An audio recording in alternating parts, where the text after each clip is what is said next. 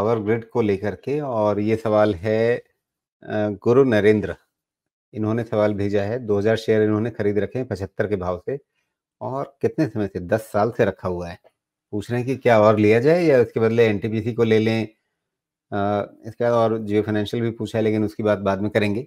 तो नरेंद्र जी झांसी से बोल रहे हैं कि पावर ग्रिड 10 साल से रख करके बैठे हैं 75 के भाव पे, क्या करें आगे? देखिए, मैं फंडामेंटली इस कंपनी को इन्वेस्टमेंट के लिए ट्रैक नहीं करता।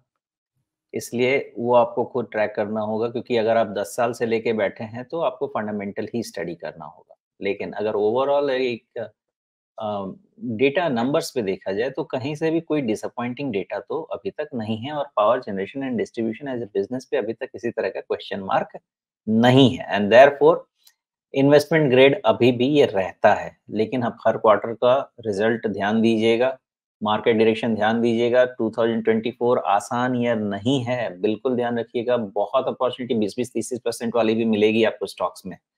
ये ध्यान देने की बात है। ओवरऑल एज़ अ सेक्टर ये फिट बैठता है न इन्वेस्टमेंट के लिए, लेकिन रन अप इतना ज़्यादा है कि मुझे नहीं लगता कि यहाँ पे मैं किसी भी कोई कॉल लेने के कोई टेक पे कोई कंफर्टेबल हूँ।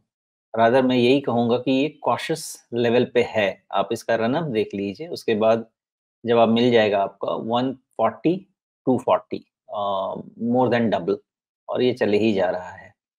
तो उस चीज़ के हिसाब से आप इस पे फर्दर कॉल लीजिए। आप अगर ये सेक्टर ऐसा है कि आप अगले 10 साल रखेंगे तो पैसा नहीं बनेगा, ऐसा तो क्वेश्चन इसका तो जवाब नहीं दिया जा सकता, क्योंकि पैसा बनेगा 10 साल में। आपने 10 साल से ऑलरेडी होल्ड करके रखा है। कितना सैटिस्फैक्टरी रिटर्न होगा फ्रॉम दिस लेवल, वो एक क्वेश्चन मार्क है। जी। 10 साल में कितना सीएजीआर बना इनका?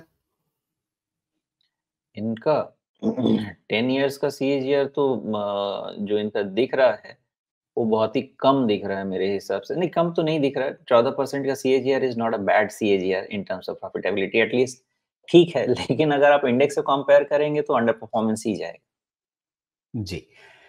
ओके, तो अब सवाल ये है कि यहाँ पे राइड करें, अब जाकर के इनकी चाल शुरू हुई है, क्योंकि अगर आप पिछले कई वर्षों का हिसाब किताब देखें, वैसे तो ठीक है, 2020 से भी देखें तो काफ़ी अच्छा हो गया, लेकिन जहाँ पे इन्होंने खरीदा था और 2020 तक इनको कोई रिटर्न नहीं बन रहा था, अब जाकर के रिटर्न बनना शुरू हुआ है।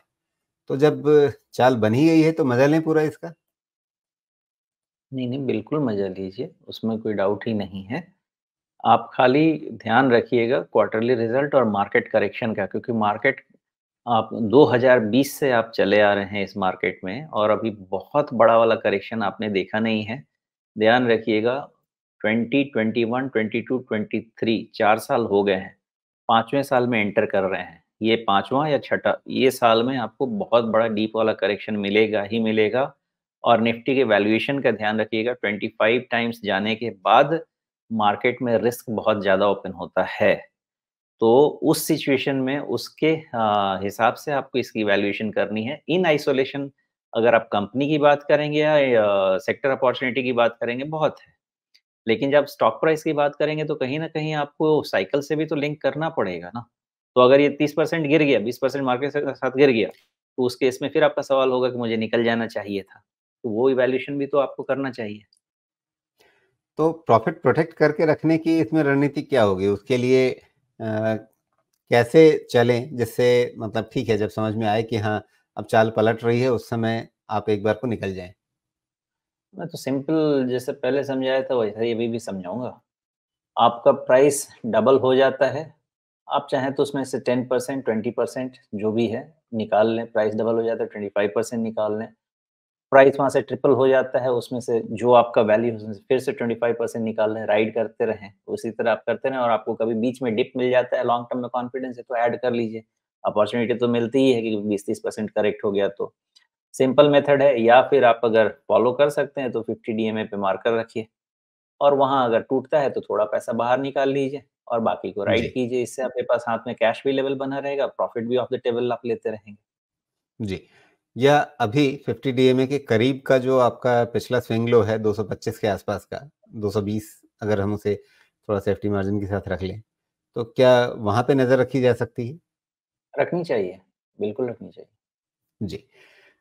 तो 220 के नीचे एक बार आप ज़रूर अपने इस इन्वेस्टमेंट को रिव्यू कीजिए और अगर उसके नीचे नहीं आता है तो फिर आपको और ऊँचाइयाँ मिलती जाएँगी, फिर आपको इसी तरह के लेवल आगे फिर और ऊपर मिलते जाएँगे। कुल मिलाकर के ये कि अधिकतम मुनाफ़ा आप कैसे लेकर के रखें, टॉप तो नहीं मिलेगा, मिलता नहीं है जल्दी आम तौर पे, मतलब उसके लिए बहुत अलग वाली किस्मत ऊपर से लिखवा कर लानी पड़ती है। लेकिन अ, अधिकतम प्रॉफ़िट लॉक करने के लिए जो रणनीति हो सकती है कि आप इसी तरह से 50 डे मूविंग एवरेज या पिछले स्विंग लो पर नज़र रखते रहें, उसमें कहीं भी आए तो अगर आप निकल जाएँगे और बाद में चाल वापस आ भी गई तो भी आपको अफ़सोस नहीं होगा। क्योंकि मुनाफ़ा जब घर आ गया होता है तो फिर अफ़सोस नहीं होता है।